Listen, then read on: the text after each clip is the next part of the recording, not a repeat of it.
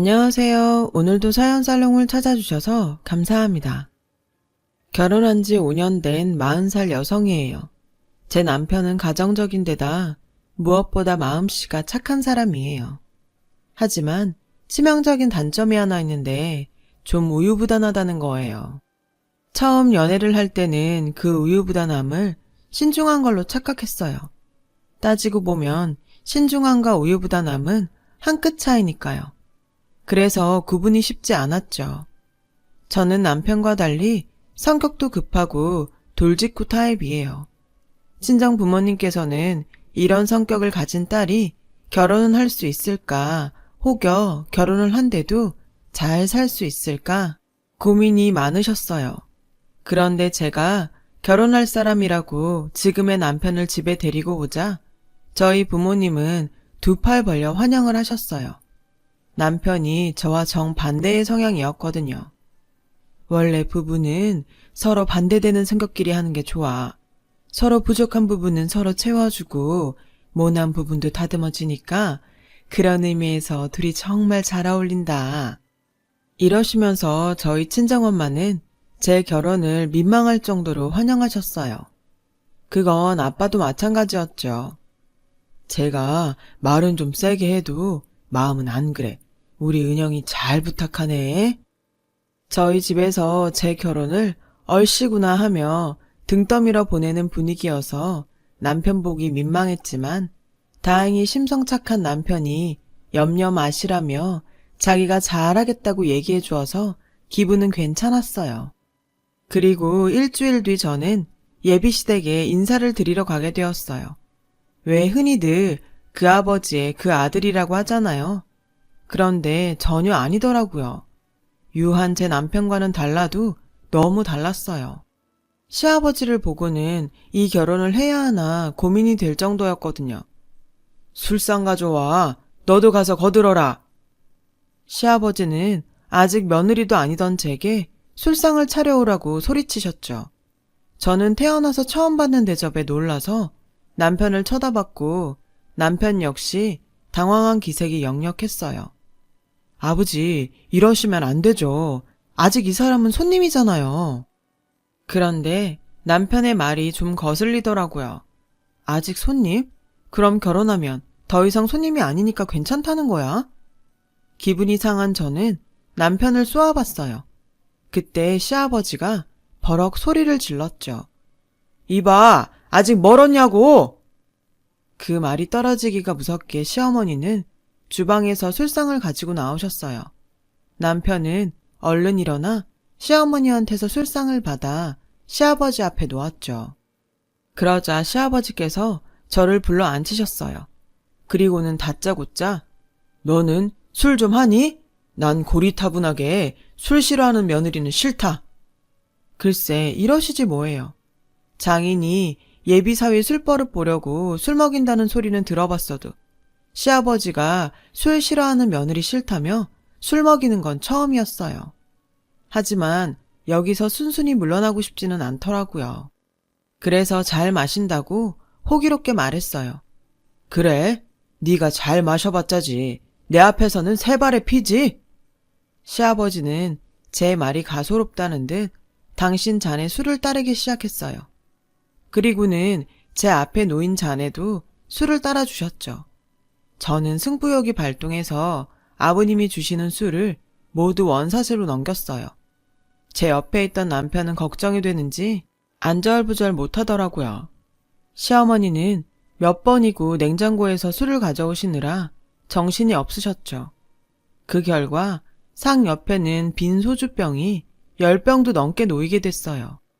거의 쓰러지기 일보 직전인 시아버지와 저는 서로 해롱거렸죠. 그러자 보다 못한 시어머니가 나섰어요. 여보, 이제 그만 마셔요. 이제 냉장고에 술도 없다고요. 사오면 되지. 여자가 무슨 말이 많아. 당장 가서 소주 하나 더 사와. 제발 그만하세요, 아버지. 간 수치도 높은데 건강도 생각하셔야죠. 남편까지 말렸지만 소용이 없었죠. 네가 지금 애비 말에 토를 다는 거냐? 너 지금 나 늙었다고 무시해? 시아버지는 감정이 격해지셔서는 그대로 술상을 들어 엎으셨어요. 저는 난생 처음 보는 광경에 정신이 번쩍 들더라고요. 씩씩거리는 시아버지 뒤에서 그걸 수습하는 시어머니와 남편을 보니 내 미래의 모습을 보는 것 같아 덜컥 겁이 났어요. 저는 정신을 차리고 생각했죠. 이 집에서 도망쳐야겠다고요. 그리고 다음날 저는 남편과 만나 진지하게 헤어지자고 말했어요. 이유는 당연히 시아버지 때문이었죠. 자기야, 나 자기 아니면 안 돼. 우리 아버지 때문이라면 차라리 내가 아버지랑 연을 끊고 살게. 그러니까 제발 나 버리지 마. 남편은 울면서 제게 매달리더라고요. 자기 부모와 연을 끊으면서까지 저와 헤어질 수 없다고 울먹이는 남편을 보니 저도 마음이 약해지더라고요. 솔직히 시아버지가 문제지 남편한테는 아무 죄도 없잖아요. 저희 모난 성격도 다 받아주고 이런 제가 세상에서 가장 사랑스럽다고 말해주는 사람인걸요. 저 역시도 이런 남자와 헤어지는 게 쉽지는 않았어요. 결국 저는 남편 뜻에 따라 못 이기는 척 그냥 넘어가 주었어요. 남편의 저렴 맹세를 믿었던 건 아니에요. 마음 약한 남편이 어떻게 자기 부모와 연을 끊고 살겠어요. 그래서 저는 제 자신을 믿기로 했죠. 그리고 거기에는 믿는 구석도 있었어요. 어디 가서도 기죽지 마. 여자라고 무시하면 네가 먼저 선박 날려. 언제든 값은 물어줄 테니까. 제게는 귀에 못이 박히도록 이런 말씀을 해주시는 부모님이 계셨거든요. 대신 약속 하나만 해줘. 저는 남편에게 어떤 상황이 돼도 무조건 내 편이 되어달라고 요구했어요. 남편은 당연히 그러겠다고 약속을 했고 저희는 상견례를 치르게 되었죠. 저는 미리 부모님께 딸 가진 부모라고 절대로 기죽지 말라고 말씀드렸어요. 저희 엄마는 제 말에 콧방귀를 뀌셨죠. 아직 저희 시아버지를 보지 못했기에 제 말이 괜히 폼 잡으려고 하는 말인 줄 알았던 모양이에요. 하지만 시아버지를 대면하시고는 제 말이 무슨 뜻인지 바로 알게 되셨죠. 시아버지는 저희 부모님과 인사를 나누기도 전에 종업원에게 버럭 소리부터 치셨거든요. 어이, 거기 소주부터 한 병 가져와. 그 모습에 기도 안 차더라고요. 참고로 저희 아빠는 술을 안 드세요. 엄마 말로는 사실 술을 잘 마시는데 건강을 생각해서 끊었다고 하더라고요. 어릴 때는 안 믿었는데 생각해보면 그 말이 맞는 것 같더라고요. 맥주 한 잔만 마셔도 얼굴이 빨개지는 엄마와 다르게 저는 소주 3병을 마셔도 거뜬한 걸로 봐서 엄마 말이 거짓말은 아닌 것 같았거든요. 피는 못 속이는 거니까요. 이렇게 가족이 되는 것도 인연인데 일단 한잔 합시다. 시아버지는 호기롭게 술을 권했어요. 죄송합니다. 제가 술을 안 먹어요. 대신 제가 한 잔 따라 드리겠습니다. 아빠는 정중하게 술을 거절하셨어요. 그래요? 그 집 딸은 말술이던데. 그럼 안 싸더니 잘 드시나? 아니요. 저는 잘 못 마십니다. 어허, 재미없어서 어떡하나? 안 되겠다. 아가, 네가 니네 집 대표해서 마셔라. 거침없이 들어온 시아버지의 한방에 저희 부모님은 잔뜩 얼어버리셨어요. 그러게 제가 먼저 기죽지 마시라고 말씀드렸건만 귓등으로 흘리신 거죠. 저는 어쩔 수 없이 소주잔을 들었어요. 그리고 보란듯이 아버님 앞에 소주잔을 엎어놓았죠. 오늘 말고 다음에 주세요. 오늘은 상견례 날이니까요. 좋은 날이니 먹자는 건데 너 지금 시애비 앞에서 술잔을 엎은 게냐? 아버님 얼굴이 울그락불그락 거리자 어머님이 나서서 시아버지를 말리셨어요. 여보, 사돈 계시잖아요. 그만해요. 그 모습에 아빠는 심기가 불편하신 듯 냉수를 벌컥벌컥 마셨고 저희 엄마는 손으로 연신 부채질을 하셨어요. 그런 저희 부모님의 모습을 보자 남편은 얼굴이 잿빛이 되어버렸죠. 그래서 제가 나서서 수습을 했어요. 아버님, 나중에 제가 소주 한 박스 사갈게요. 오늘 못 마신 거 그때 다 마실 테니까 오늘은 한 번만 봐주세요. 제 말에 시아버지는 호탕하게 웃으셨고 다행히 위태롭던 분위기도 풀렸어요. 이 집 딸 정말 마음에 듭니다. 며느리 사랑은 시애비라고 기대해라. 저는 기대는 개뿔이라고 생각했어요.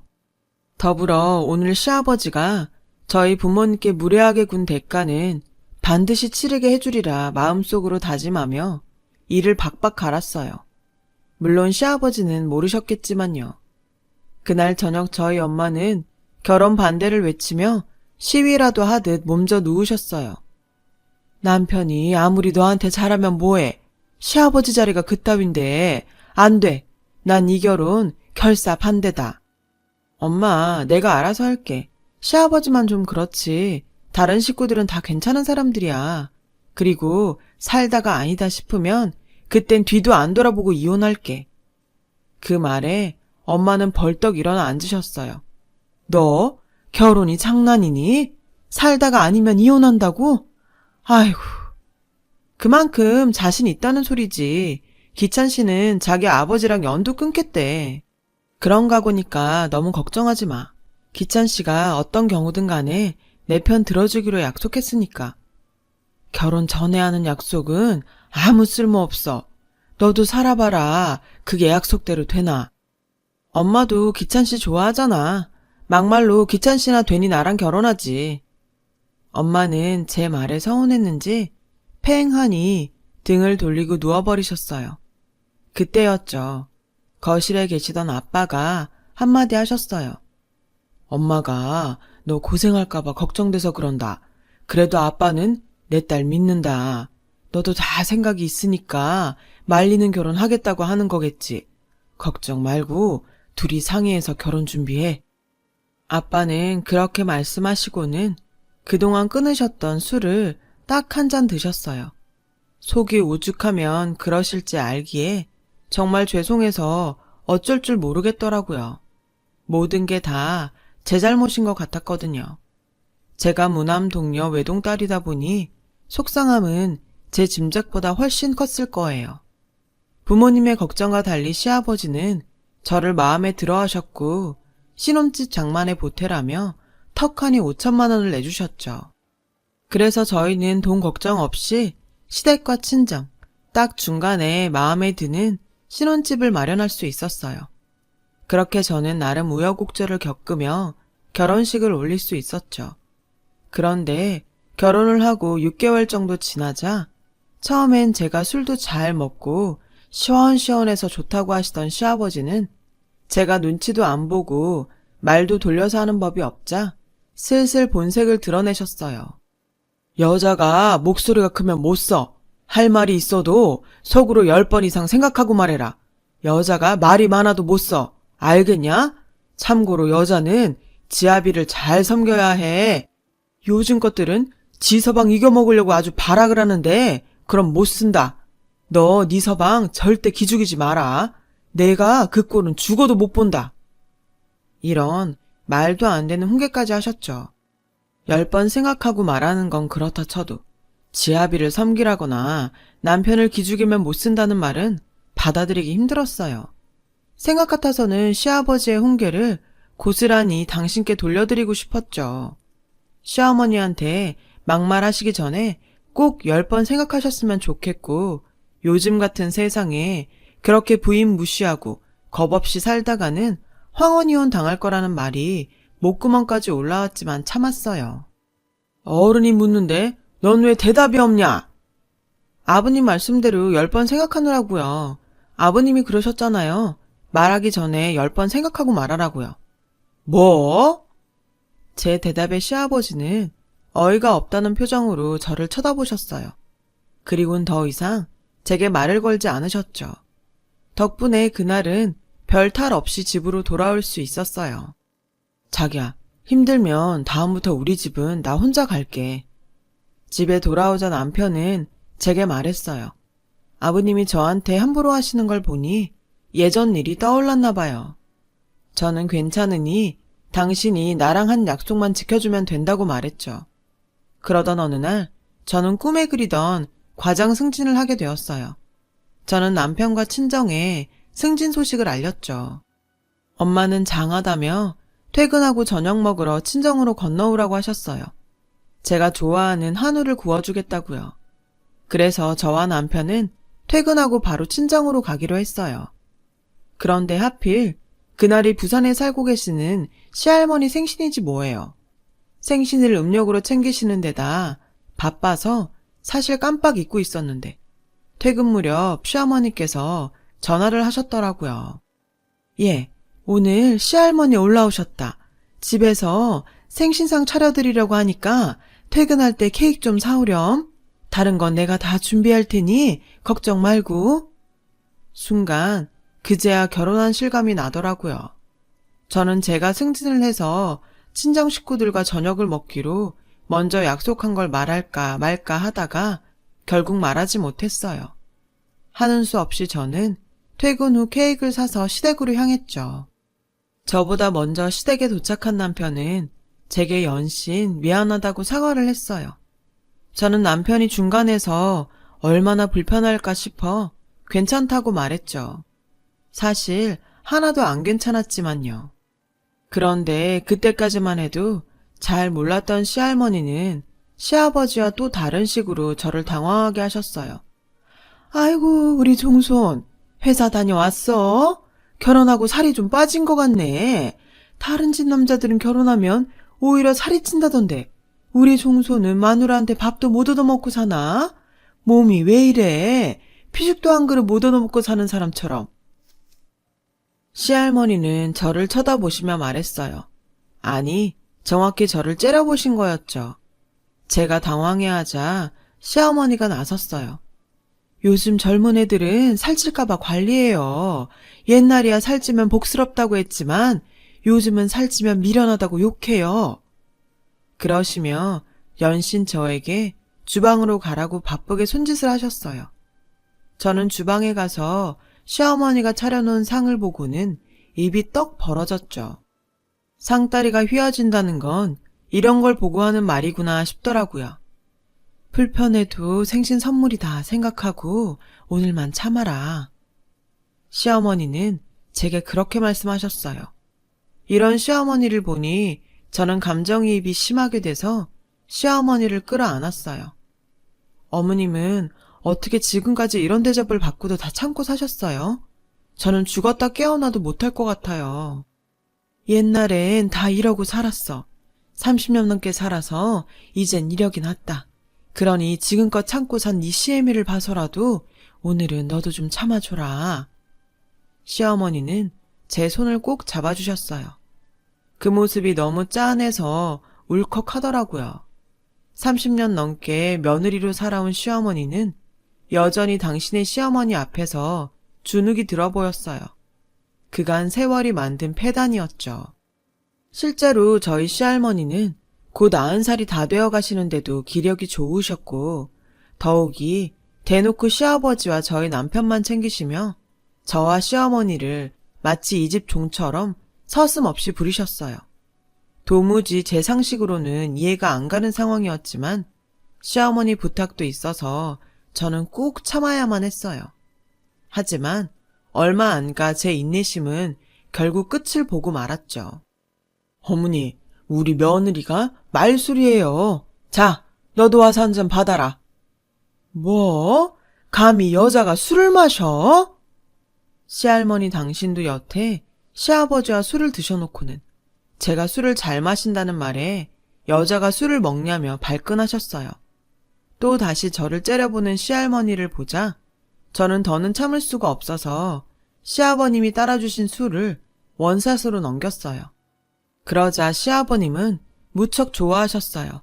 하지만 시할머니는 역정을 내셨죠. 세상이 미쳐 돌아가는구나. 감히 며느리가 시아버지 앞에서 술을 다 처먹는 걸 보니?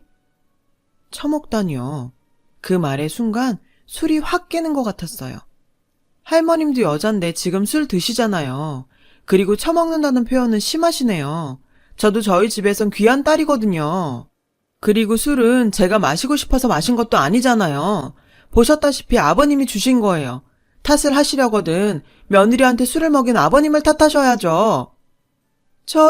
저 말하는 꼬라지 보게. 너는 시애미가 돼선 며느리 교육을 어떻게 한 거냐? 시집 온 여자가 고분고분해야지. 이 물건은 도대체 왜 이 모양이야?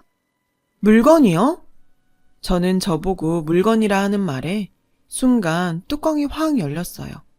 그래서 물컵에 소주를 가득 따라 원샷을 하고 컵을 상에 쾅 하고 내려놓았어요. 저 물건 아니거든요. 어떻게 사람을 보고 물건이라고 하세요? 저 이런 소리 듣고 못 있겠어요. 당장 집에 가겠습니다. 그리고는 자리에서 일어났어요. 그러자 시아버지가 또 밥상을 엎었어요. 그 바람에 그 많은 음식이 쏟아져 버렸고 접시는 깨지고 한바탕 소란이 일어났죠. 시아버지는 불같이 화를 내시며 제 팔을 끌어잡았어요. 어디 어른 앞에서 버릇없이 굴어? 니네 집에선 어른한테 이따위를 하라고 가르치디? 네, 부당한 일을 당하면 언제든 제 할 말 하라고 배웠습니다. 그리고 말이 나왔으니 말인데요. 아버님이랑 시할머니도 이러시는 거 아니에요. 상대한테 예의를 바라시려거든 두 분부터 예의 있게 행동하세요.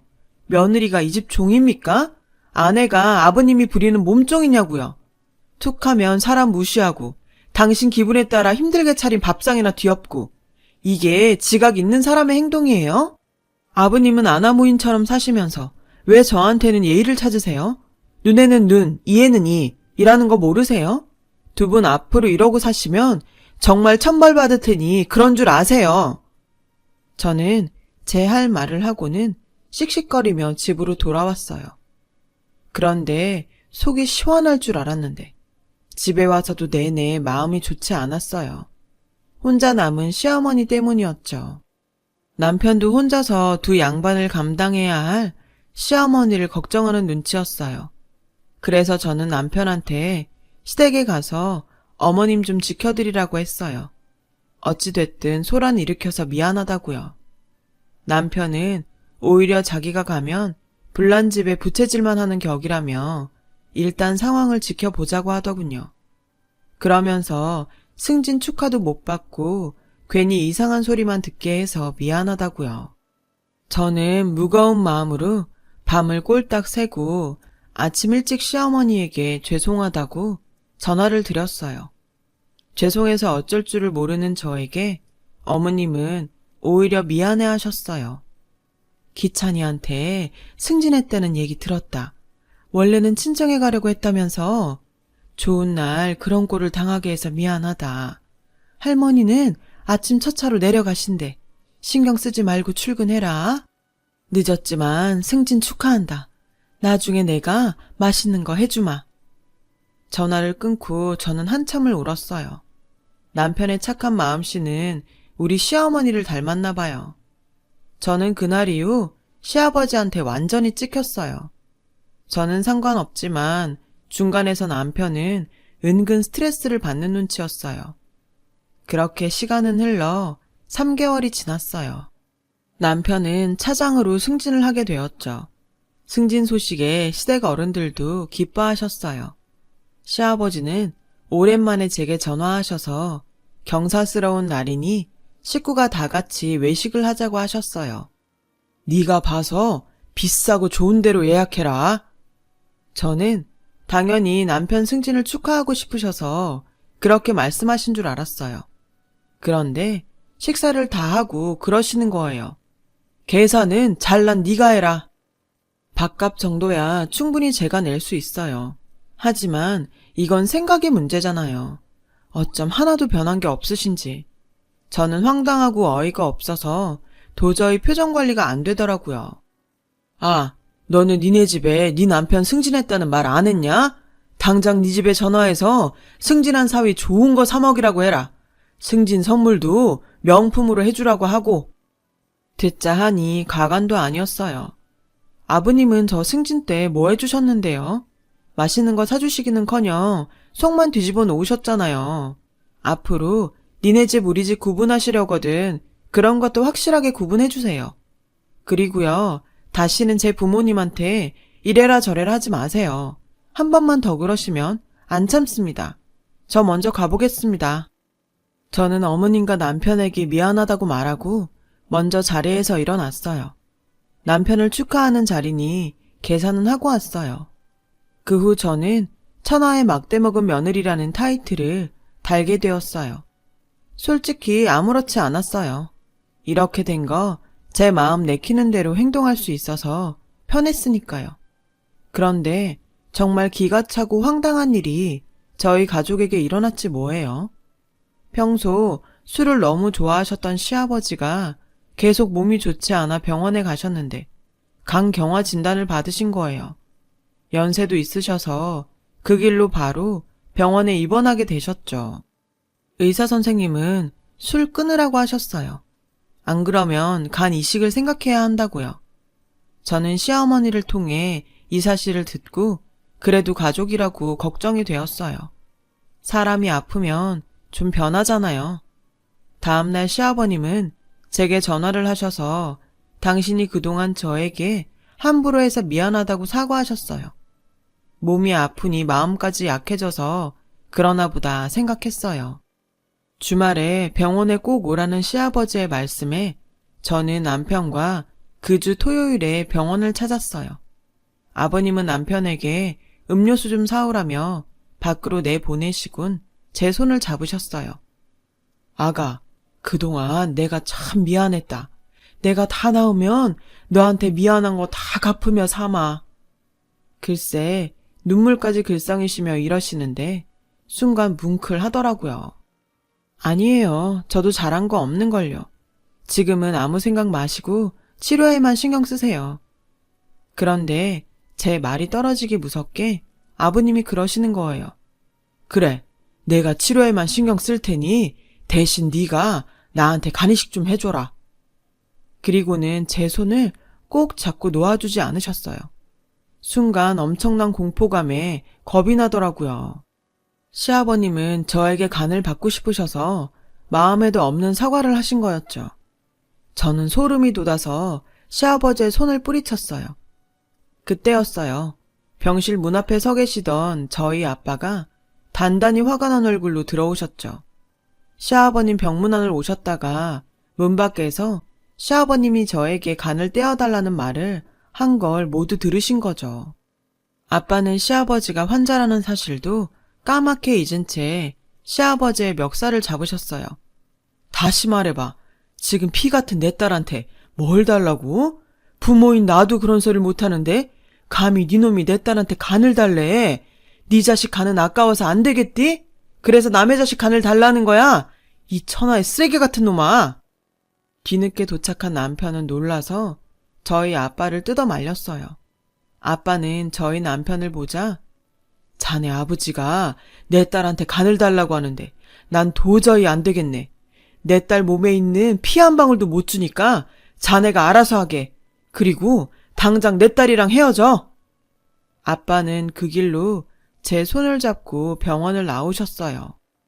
그날 저녁 남편과 시어머니는 저희 친정에 찾아와서 저희 부모님께 싹싹 비셨어요. 하지만 저희 아빠는 시아버지의 사과와 앞으로 다시는 저를 괴롭히지 않겠다는 약속 없이는 절대로 저를 그 집에 보내지 않겠다고 하셨어요. 저희 불쾌한 감정은 둘째치고 정작 아무 잘못 없는 남편과 시어머니가 용서를 비는 상황이 더 짜증났어요. 보름 뒤 남편에게 전화가 왔어요. 시어머니가 시아버지한테 이혼 소송을 걸었다는 내용이었죠. 시어머니는 그동안 시아버지한테 사돈댁에 가서 빌라고 하셨지만 저희 시아버지가 누군가요? 자기밖에 모르는 아나무인답게 자기는 목에 칼이 들어와도 사과는 하지 않겠다고 버텼고 결국 시어머니는 이혼 소송을 시작하신 거죠. 남편은 시어머니 뜻을 지지했어요. 앞으로 남은 시간은 누구 눈치 보지 말고 자유롭게 사시라고요. 저 역시 남편과 생각이 같았고요. 그런데 그 일이 있고 일주일도 되지 않아 저는 뜻밖의 장면을 목격하게 됐어요. 퇴근하고 친정집에 왔는데 시아버지가 와 계시더라고요. 아버님은 저를 보자 덥석 손을 잡으시며 다짜고짜 그러셨어요. 네가 네 시애미 좀 말려라. 이 옆엔 내가 헛바람이 불었는지 이혼을 하잔다. 너도 알다시피 네 시애미가 능력이 있냐, 친정에 재력이 있냐. 나 아니면 밥도 굶고 살려편 내가 지 주제를 몰라요. 그러니 어쩌겠니? 며느리로서 네가 나서야 하지 않겠니? 네 시엠이 늙음하게 이혼녀 꼬리표 달고 독거노인으로 살게 하면 안 되잖아. 기가 막혀서 헛웃음만 나더라고요. 아내한테 황혼 이혼 당할 처지인 주제 싹싹 빌고 용서를 빌지 못할 망정 며느리 앞에서 아내 뒷담 하나 늘어놓다니 완전 최악이었어요. 뭔가 착각하시는 모양인데요. 저희 어머님은 독거노인 될 걱정 없으십니다. 아들 며느리가 있는데 무슨 걱정이에요? 걱정은 아버님이 하셔야죠. 저랑 아버님 아들은 어머님 이혼에 쌍수 들고 환영이에요. 오히려 왜 진작 용기를 안 내셨을까 의아할 정도거든요. 그러니 작작하시고 돌아가세요. 제가 근거 드렸죠. 아버님 인생 그렇게 살다가는 황혼이혼 당하실 거라고. 다 자업자득이니까 댁에 돌아가셔서 반성이나 하세요. 저는 아버님을 저희 집에서 쫓아냈어요. 아버님은 끝까지 포기를 못하고 대문 밖에서 고래고래 소리를 치셨죠. 그러다 결국 이웃 주민이 경찰에 신고하는 바람에 경찰 손에 끌려가셨죠. 저는 이 일을 어머님께 전화해 알렸어요. 그리고 어머님 뜻을 지지하는 의미로 변호사 비용을 내드리겠다고 했어요. 앞으로는 누구의 간섭도 받지 말고 어머님 뜻에 따라 사시라고요. 수화기 너머로 어머님의 흐느끼는 목소리가 들려왔고 저도 수화기를 든 채 한참을 울었어요. 그리고 얼마 뒤 어머님은 아버님과 이혼을 하셨어요.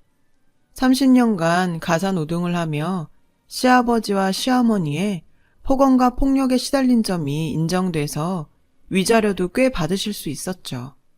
어머님은 그 돈으로 화훼 장식을 배우고 싶다고 하셨어요. 그래서 꽃집을 차리고 싶으시다고요.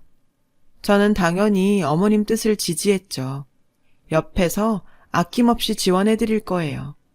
남편도 오랜만에 활짝 웃는 엄마를 보자 이제야 가슴을 짓누르던 돌이 빠져나간 것 같다며 좋아했어요. 아, 아버님은 결국 시할머니 댁으로 가셨어요. 독거노인으로 죽기는 싫다면서요. 제가 보기에는 밥 차려줄 사람이 없어 그런 것 같지만요. 늙음하게 그렇게 돌아온 자식과 알콩달콩 하시겠죠 뭐. 이제 남은 인생 어머님이 정말 행복하셨으면 좋겠습니다. 긴 사연 들어주셔서 감사합니다. 여러분 행복한 하루 되세요. 여러분 사연 댓글에 응원과 현명한 조언 부탁드려요. 좋아요와 구독은 저에게 큰 힘이 됩니다. 오늘도 좋은 일 가득하세요.